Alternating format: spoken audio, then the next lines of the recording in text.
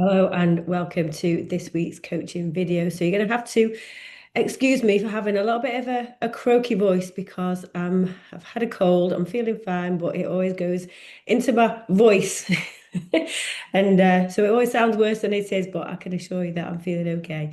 Now, today I'm going to talk about one of a sort of an unspoken blocker that people face. And context for this is that when we talk about, we're in the dieting and weight loss space, okay? And what that means quite often is dealing with the fact that we want to eat in a certain way, but find it hard, okay? And that to different degrees and at different times, okay? But that's always a constant thing that we're trying to do is eat in a way that we feel in alignment with us, that fits with our goals and our values and how we want to feel about ourselves. But we're always battling off this temptation from other things or how to manage social settings or cravings, etc. And that's the work. The work is to try and understand why we find it so hard to stick with something that we really want to do and how we sort of break those the power, I guess, of those situations that pull us away from eating in a way that makes us feel good. Because when we feel that things are pulling us off and putting us under pressure or temptation or our willpower's not working, that causes us stress. That causes us to feel guilty or frustrated, annoyed about a situation. And we're just trying to remove all of that stress so that we can just eat in a really peaceful way and have this really lovely peaceful relationship with food where we're in control, we're eating in a way that we know is good for us and that we're happy with, and we're achieving a balance that works for us too. Okay, so that's the big picture, that's the context. So I'm going to deal with one of the things that can get in the way, that can lead us to eat. Okay, because quite often, and what I want this is just really have to keep pulling our attention away from the fact that when we struggle with food, we see the food as the problem. And we quite often go back to food to try and find an answer to that problem. Okay. So we might think, oh, I've ate too much this weekend. Or my weight's not changing. I need to eliminate bread, or maybe dairy is a problem, or maybe I have to stop having sugar or chocolate or fast in the mornings, or maybe I need some new recipes. We're always going back to looking at food as where we find the answers. Okay. But in a lot of cases, that's taking us in the wrong direction. Okay.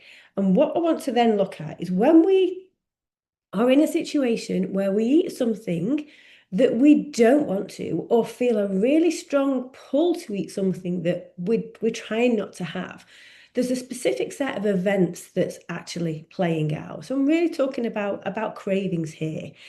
And we have cravings are ultimately, if we break this down into what's going on, there's a trigger followed by a response. Something happens that makes us feel stressed out or out of control, and we go and get a biscuit out of the cupboard. Now, very often we don't notice the trigger, and the biscuit, reaching for the biscuit out of the cupboard happens so quickly, we don't even feel like we're in control of it. And I remember the time when the penny dropped on this to me when I was stood in front of the fridge about to chop a piece of cheese off, thinking, why am I here? I don't even know how I got here or why I'm stood here. And it was something that I did all of the time. And that was the same thing when I sort of replayed that back. I was doing something at work that made me feel uncomfortable, that made me feel anxious, didn't like that feeling. So I got up from my desk and went to eat something to take that away.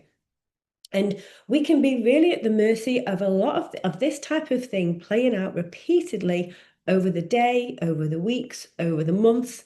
And in that situation, we can feel completely out of control with our diet and what we're eating.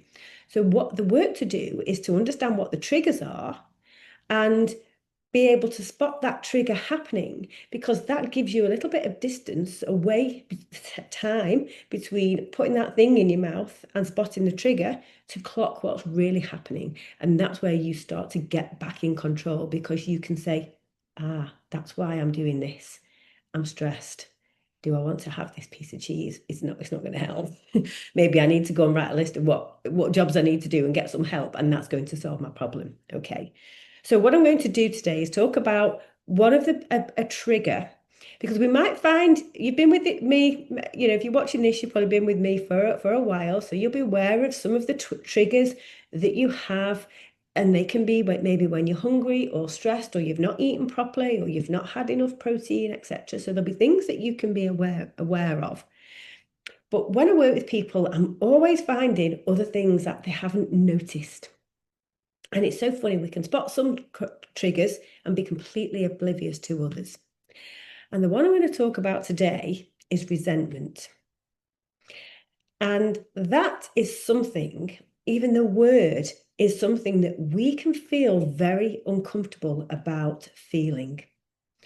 And when we feel resentment, it basically stems from the fact that we are overworked and underappreciated. And that is going to come from people we love very much, our partners, our children, our parents, siblings, close friends. It can also come from work, from co-workers, your bosses, clients, patients, and these are also relationships that are really important to us. But we can get a sense of feeling that we're put up on so much and that's demanding so much of us all the time. Resentment starts to build up.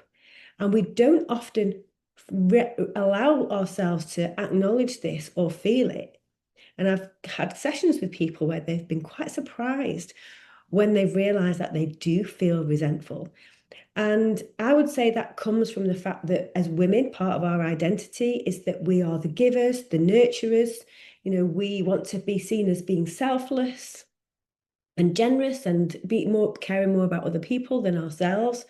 And also, in our roles as parents and colleagues, we are often in a caring in a caring role. Of course, we're doing a lot of caring if we have children and we bring them up. We might be caring for parents. I've worked in lots of situations where women take this, you'll go in a meeting with loads of people and the women will be the ones who say, right, who wants a drink? And all the men are just sort of sat there like that on the phones. And the women are the ones who then want to make sure that everyone's comfy and everyone's looked after before they do it. So even at work, we're being the ones who are caring and are concerned about other people's welfare. So it's a big part of who we are. So the fact that the sort of the balance tips too far to the point that we're starting to feel put upon too much, that we feel resentful, is sometimes quite hard to process. And we don't actually always register. It's not that we're denying it. I think sometimes we just don't actually register that we feel that resentment. So why does this start to happen now? Because we've been doing all these things and being like this, and we love being like this to a large degree for a lot of our lives. But as we go through menopause, then a lot of the symptoms that come up that can, obviously it can be all sorts of things, but the combination of tiredness or low energy or mood swings, just that feeling of those hormones being all over the place. We can be more stressed, more anxious, more overwhelmed. And the bottom line is all the things that we had, all the plates that we have to keep spinning, it feels a lot more difficult to do the same things that we always did. It takes more out of us. It takes more energy out of us. It might take us longer. And there's something else that I've come across quite recently, which I haven't looked into too deeply, to be perfectly honest, but it makes sense and I like the idea of it. That the idea that when you have less estrogen is a caring and nurturing hormone, and therefore when we've got less of it, some of that caring mechanism switches off and we're not as bothered. Now, from an evolutionary point of view, it sort of makes sense until you factor in the idea that we're all supposed to be doting grandmothers and help our kids bring their kids up when we've done our own. But I really like the idea of the fact that you're just not bothered anymore about everybody else. So there may well be something in that for people. You might relate to that. And then also, I think there's a midlife transition that can sort of start to play in, and that can kick in at certain times. I very much feel that, but my daughter's at a point where she only needs me if there's something she can't find in the fridge or she's run out of money. But there can be this idea of a midlife transition when we want something new, but we're not sure of what it is. And because our roles and responsibilities and the demands on us from people is just so constant and it feels so hard, We never get a minute for ourselves either to rest, relax, do something for ourselves, or even think about what we want, what we want from life or what makes us happy. And this is when the balance can start to be tipped too far in the fact that we're just doing so much all the time for so many other people and it's taking so much out of it. We start to feel resentful because we're getting a really raw deal from our own lives. And this is where, we need to feel, we need some sort of reward in our lives. We have to have that. That's absolutely fundamental. If you feel like you're working so hard and there are no benefits, this is where sort of mood and motivation can really start to dip to quite problematic levels, because there is an inbuilt sort of reward cycle built into our sort of makeup that means we need to have a reward to keep us motivated to do all these things that we've got to do. And nobody's taking the pressure on us when we get to this age. And if no one's saying thank you, no one's giving us any time, no one shows the slightest bit of appreciation, no one does make enough little gestures back to us to make us feel valued, we have to then start to reward ourselves. And what better or easier or more convenient way when we're in this very time pressured situation than food? And that can be where we then need the treats, need the glass of wine, need the whatever your thing is. It doesn't really matter what it is. The point is that that food or alcohol can be part of that self-reward system. It can be part of rewarding ourselves, thinking we've deserved this and being able to justify why we have these things, because we feel sorry for ourselves, because no one cares about us or what we're doing and we've got so much work. There can be any sort of little conversation in your head that's going on that's justifying why you deserve, entitled to this thing. Okay. And it's not that that's a problem now and again, of course. It's when we're constantly seeking out that little thing multiple times of the day, every day, maybe a bit extra at weekend because we've deserved the more indulgent meal or the bigger piece of cake or the cake plus lunch plus meal plus brunch, that we're sort of starting to sort of weave all these things in through the day. And again, the balance gets tipped from a calorie point of view, I guess, just being basic and scientific about it or factual. And that's where we then start to see this problem with weight. But this is also why it's really difficult for somebody like me who might be a diet coach saying, don't eat that thing, because I'm taking away potentially that really important sense of reward or pleasure in your life that you're not getting from somewhere else. And that's why we can fight tooth and nail to justify why we're having these things in our diet and not let them go.